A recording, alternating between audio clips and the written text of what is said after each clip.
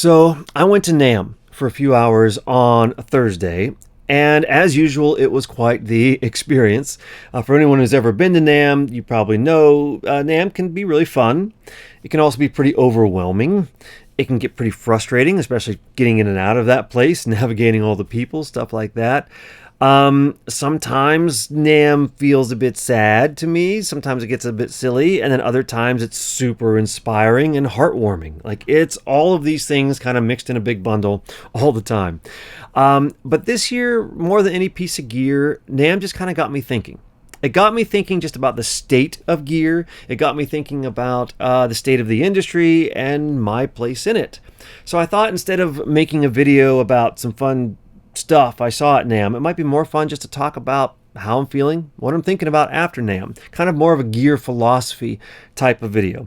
And not philosophy where I'm trying to give you some advice or prescriptions for how you should think about this stuff, but more just like a conversation starter. I would love to know what everyone is thinking about all this stuff, if my sentiments are shared, or if people are thinking different things, because we're all a bit different.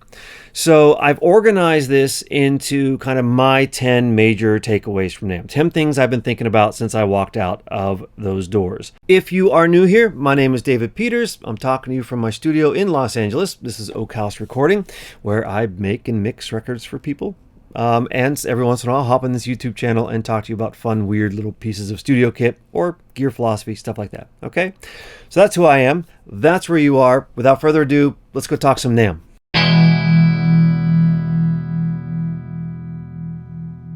You know, NAMM is kind of billed as this, all about the gear. It's a giant gear showcase. That's what it is. But I don't think many people are going to NAMM for the gear. They're going to NAMM for the people. Either to meet old friends, kind of like I did, catch up with people you haven't seen in a while, check in with them, run into people who you didn't ever expect to run into, but also to make connections with new people. Maybe you want to go see some of your heroes, or, just get a picture with someone who you look up to, or just get to say hi, or talk to a manufacturer directly you've always wanted to kind of pick their brain a little bit, or just to be in the room as the event happens, because NAMM is happening. And so that ends up being a giant metaphor for this whole industry. So much of this industry, we talk about gear, we talk about skills, and I love gear. Gear is important. Skills are important, all these methods and stuff, but it's still all about people. It's still all about relationships.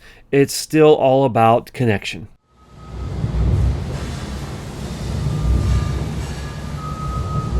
If NAMM teaches you one thing, it is just how much stuff is actually out there. I mean, hundreds or thousands of different manufacturers, so many, options in every category you can imagine, categories you can't even imagine. There's just tons of stuff. People are really amazing. Their inventiveness, their industriousness, it's overwhelming. It's overwhelming. And then as I walk through the booths and you see people, especially when they're newer companies, like little startup things, and you see the people there in their booths, you realize is that each one of these little companies is like somebody's dream.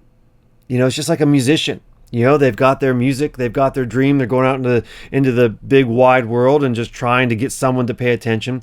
A lot of these booths were the same way. I mean, you go to some booths and everyone's crowded because everyone knows those names, but I see a bunch of the smaller manufacturers just trying to get someone to ask them what they're all about. And that was really striking to me. And it brought to mind the 80-20 rule. And a lot of people know about the 80-20 rule, but for those of you who don't, the 80-20 rule is basically this idea that 80% of what you do, or 80% of what is done, is pretty meaningless. It doesn't really get you anywhere. It's really, there's 20% of whatever you're doing that actually is responsible for all of the end results. And as I looked in that room, I kind of thought of the 80-20 rule in regards to that. 80% of the stuff in this giant hall is just not really gonna move the needle, or it's just not gonna be taken up, even if it's a great idea. Maybe it's just not gonna get paid attention to. And all these dreams of these people, it's kind of the same thing. It just is just like musicians. And it's just one of those things that really struck me. There's a lot of stuff out there that just isn't going to get it done. There's a lot of stuff that we all do as people that's just not going to get it done. There's a lot of music we're going to make that's never going to see the light of day. There's a lot of effort we put out there that's not going to yield any results.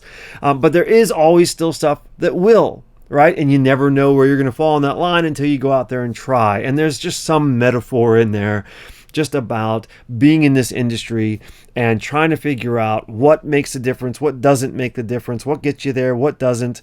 And just realizing that that's just kind of the harsh reality for all of us, whether we're musicians, whether we're engineers, whether we're gear manufacturers. It's kind of always that same game.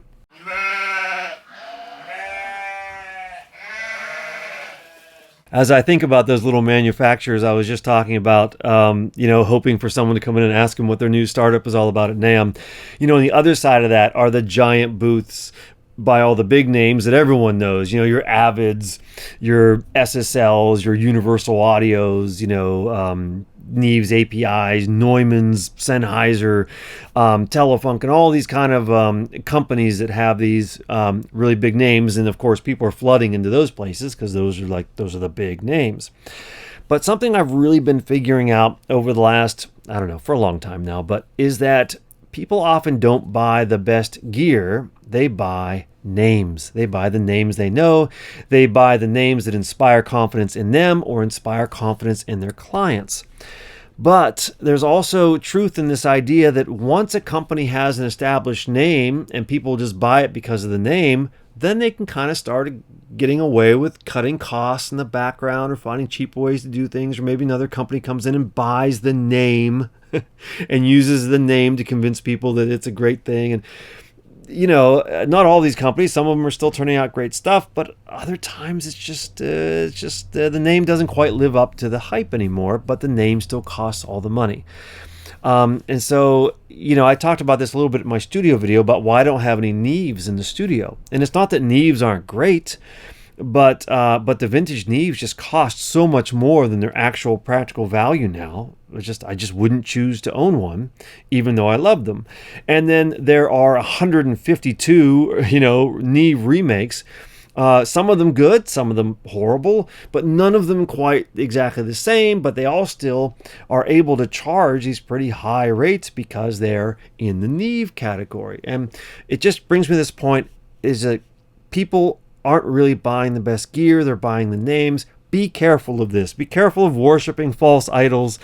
Go use your ears, listen to these things, give some of these startups a try. The established brands might still be good, but verify for yourself.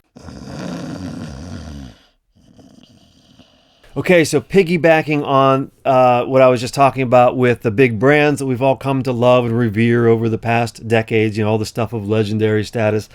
I have recently become just totally done and oversaturated with all of the reissues, remakes, reimaginings.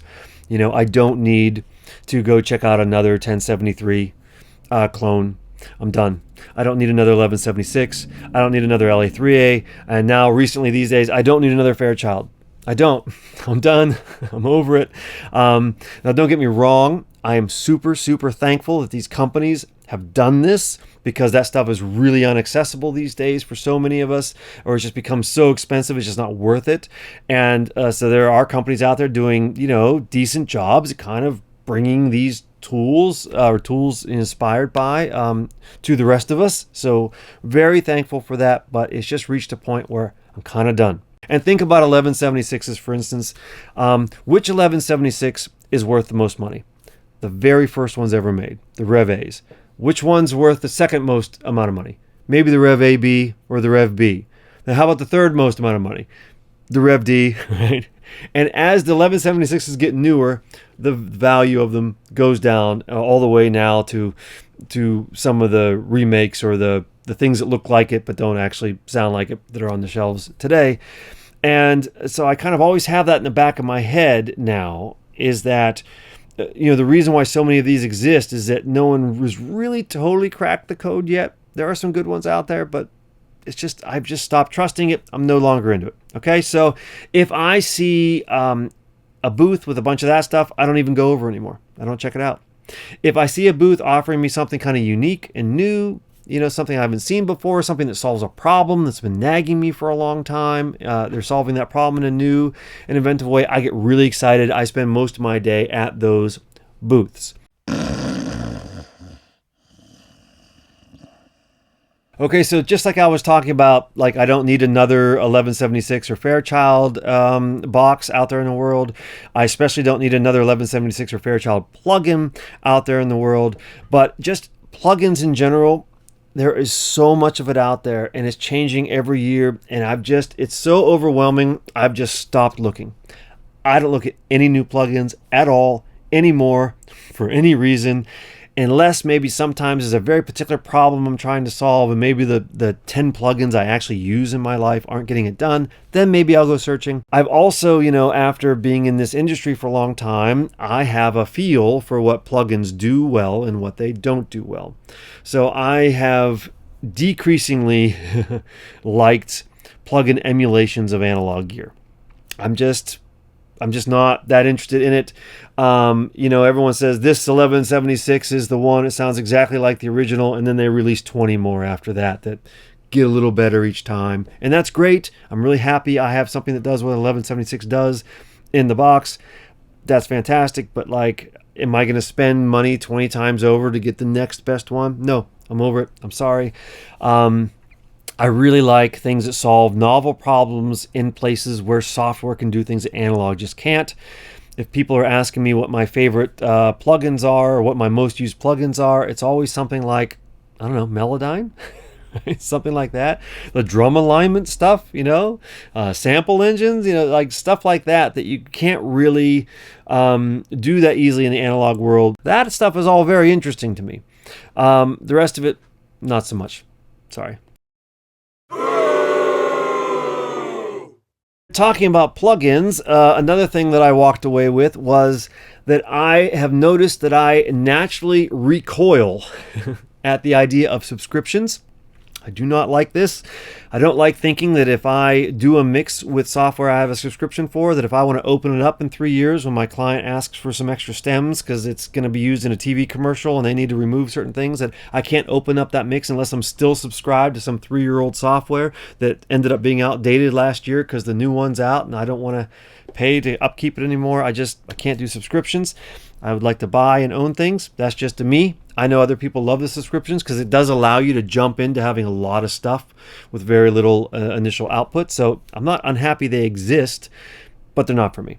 And then on that same kind of lane, there's a lot of gear out there that I also notice is going to be really cool for about a year or two, but then be obsolete in about a year or two. And these can be super useful things like control surfaces, different stuff like that, interfaces. That stuff is all kind of exciting for a year. It's going to give me something, it's a little better. But I also know that in 2 or 3 years, it's just that plug isn't going to be there anymore. That Firewire plug isn't going to exist anymore. That Thunderbolt plug isn't going to exist anymore. This whole thing is just going to depreciate and become obsolete. And I'm very careful when I buy gear now about finding things I think are going to last me at least 10 years, if not more. Even if I'm buying digital equipment, that's just me. Even when I buy my computers, I think I said this in my studio tour video, I don't buy my computers new very often. Sometimes I do, but a lot of times if I can find a good used one locally that's in decent shape, it already has 30% knocked off the price, I'll go just buy that one. Because I just hate the idea of buying. It's like buying a new car and it just depreciates right as you take it off the lot. I don't have enough money to buy all the stuff I want to buy, so I'm always looking for ways to save money, and that's one of the ways I save money. We all love analog gear, and we all love the convenience of total recall in the box. And these companies like OS Audio, Bettermaker, Tegler, Cranborn, there's some others doing this digital recall thing. This is kind of exciting stuff because it's kind of the best of both worlds. Digital workflow, analog sound. And I can't believe that in 2026, more companies aren't doing this on every single thing they manufacture. I was talking to Dave Durr. We're over at the booth with a new distressor, celebrating 30 years of the distressor. The distressor is a total classic. They got a cool new red faceplate on it. They put a transformer in it. They got some cool features on it.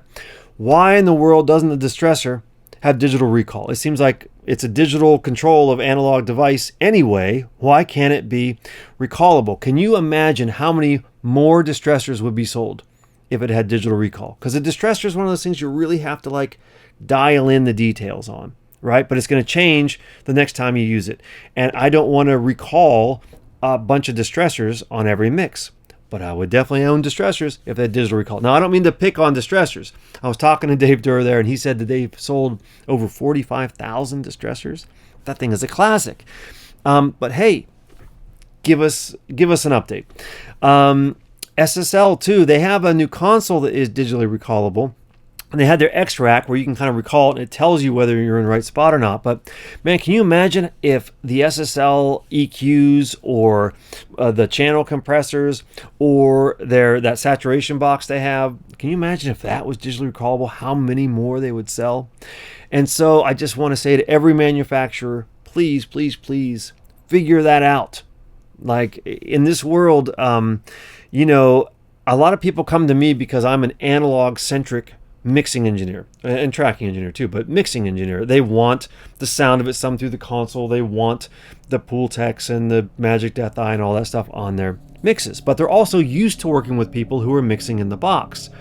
So I'll get clients who'll get a mix and they'll be pretty happy with it. But maybe 3.5 months later, they call back and I'm like, you know what? In the chorus, there's a couple words I didn't really hear that well. Let's turn those words up. Okay, fair enough. I can do that, but then I also have to tell them, I got to rewire your mix. I have to recall your mix, and then I can make those small changes. It's going to cost some time. And, you know, they're like, well, can't you just bring it up and change it? It's like a 5-minute thing. I'm like, it's not a 5-minute thing in the analog world. I so wish it could be a 5-minute thing in the analog world where you push a button, everything recalls, and you just go. And it is possible. We are there. It's 2026. We can do it. Please.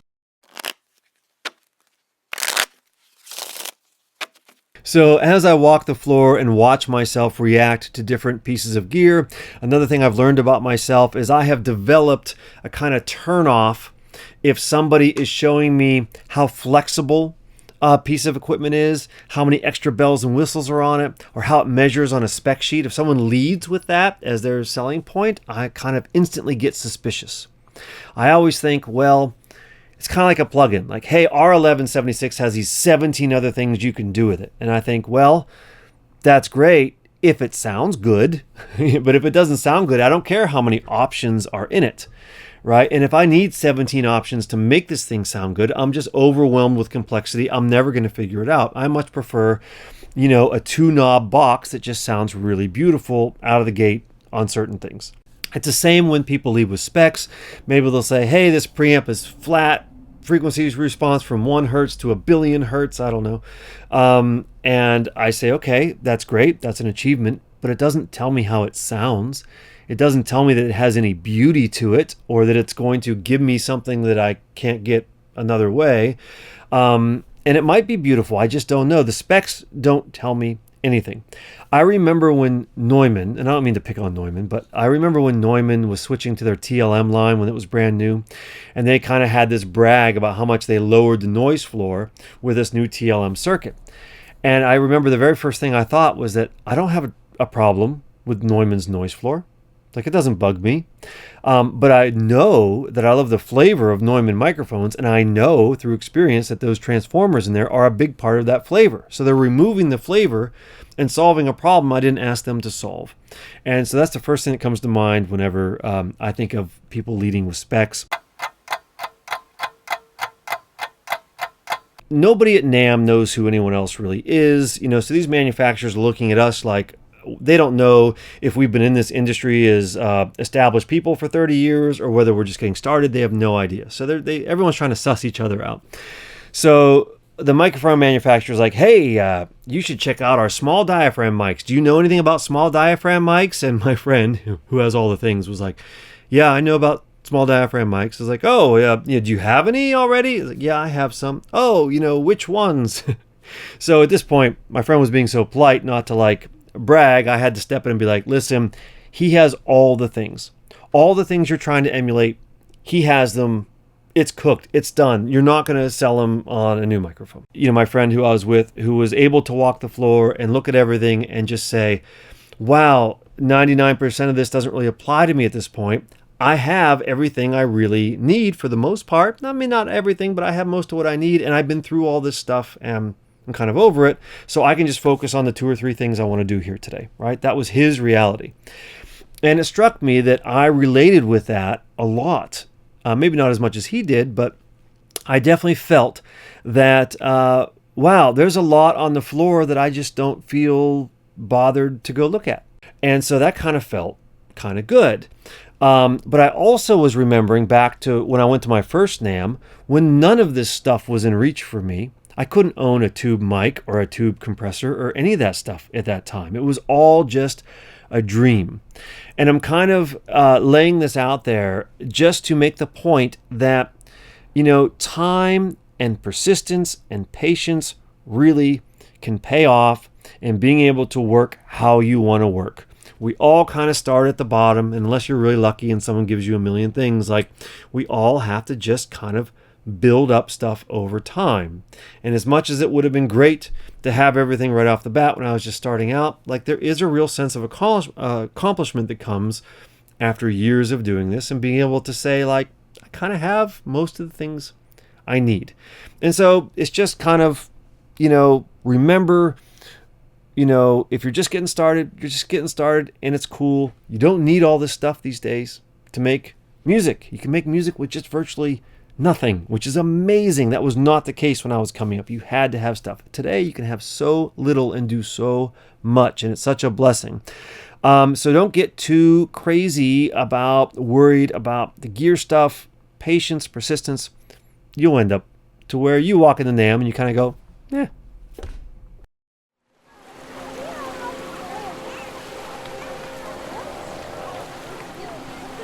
So lastly, you know, we didn't even stay at NAMM the whole day. We got there kind of toward the beginning of the day, but we did not stay to the end. My friend and I both wanted to get home, and we both wanted to get home because we had families waiting at home for us. We knew that if we left NAMM a little early, that we'd still get home for their bedtimes. And that was actually far more important to us than being at NAMM. And what that reminded me of was that for everything I've ever done in music, for every piece of gear I've been able to purchase, for every fun project I've been able to do, any of it, it was far more impacted by the rest of my life, what was happening in the rest of my life, than what was happening in my gear collection or even in my skill set. Like, it really, really comes down to so many other things. And I know that so many of us as creators and musicians and engineers and all this stuff, this is so easy to obsess over this stuff. And there's so much to obsess over. You could obsess for a lifetime and not have all the information and insight that you want, right? It's such a deep, deep subject, and competition in this industry is very high. And so it does pay dividends to like be super focused on there. But, you know, it also pays even more dividends to stay focused on the rest of your life and keeping the quality of the rest of your life high. If the quality of the rest of your life is high, then you feel better. If you feel better, then there is more of you to bring to the table when you do this stuff. I see it's very common for people just to run themselves ragged doing this stuff. They put in so many hours and stress so much that when they actually show up and get in front of their workstation, there's only 25% of them really operating, or 50% of them really operating at that moment. And then it takes them twice as long to do what they're doing. They're not enjoying it as much. They're not as present. They're not as inventive. But if they just went home and rested, if they had a nice relationship at home, maybe a family, maybe some good friends they spent some time with, they come back refreshed, and then they can do so much more with so much less. And so that was really, as I was driving home and I was talking with my friend about his family and my family and all that stuff, I was just thinking about, wow, how much that helps me do everything else I do in music. And I just kind of wanted to put that out there, that don't neglect the rest of your life for this stuff. The more you take care of the rest of your life, the more of this might actually come in to your life. Okay? So those are my 10 takeaways. I don't know what you think of me bloviating about all this stuff and all my philosophy about all this stuff. But I would love to know what you know in the comments below. Do you think I'm a real a-hole with some of my thoughts? Do you think I'm a total snob when it comes to this stuff, or that my perspective is weird in some way? Are you just in a different place with everything? Do you totally relate with everything I'm saying, or are we like, simpatico on all this? I would love to know. I just want to say thanks to everyone who's been watching the channel, commenting, liking, subscribing, all that kind of stuff. It really means a lot to me. Thanks to everyone who sent in mixes for me to do. It's been really fun meeting and working with some of you. I just love it. Anyway, it's wonderful. Thanks to everyone who said hi at NAMM. That was really fun. Just getting to meet people who watch a channel, just knowing it's being watched. It kind of makes it very real when someone says, hey, I enjoy your channel, like in person. Like to know it's not just a number on a screen, but a human being. That's kind of really sweet. Anyway, I just honestly, appreciation from me to you. It means a lot. It gives me some fuel to keep this thing going whenever I find the time. So thank you very much. With all that said, that's all I've got. That's the NAMM episode for 2026. I have a lot more fun stuff on the way. I hope you come back to the channel and check it out later whenever I have time to post these videos. So again, I appreciate all of you. We'll see you on the next one.